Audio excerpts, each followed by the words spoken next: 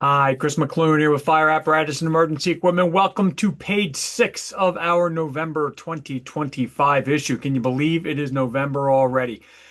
In my editorial this month, I kind of go a little sideways a little bit. I mention how December is usually our outlook, and it is, and that's when we look forward. But before we look forward in December, I thought it would be good to kind of look back at 2025, since we're just coming up on it and on the end of it. And boy, it's been a crazy year.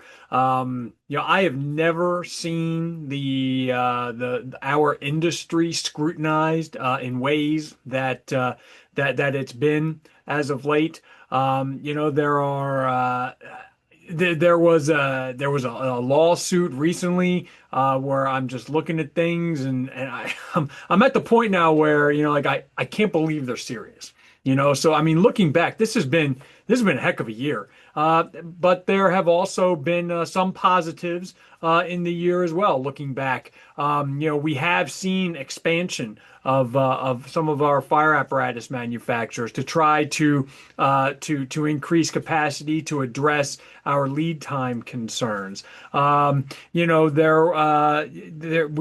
recently returned from the 2025 fire truck training conference, and to see all these EVTs gathered in one place for the betterment of our trucks. They are there to expand their knowledge on repairs, to gain their certification, to recertify in many cases.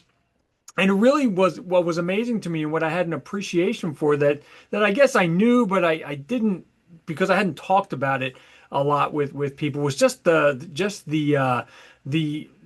distance that some of our dealers and some of our repair centers cover. I mean, they could be 1 or 2 hours away from their from where they need to go to make a repair. You got to make sure you have everything you need, because you're not going back to the shop to get it.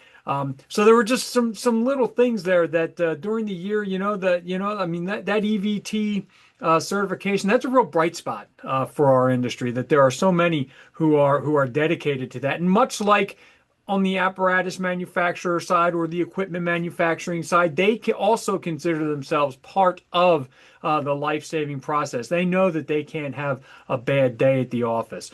So there's just some things I touched on in my editorial this month, but as I say in the beginning of it, and as I say at the end, I'm really just gearing up for Christmas at this point. So have a great November, everyone. Have a good one, and stay safe.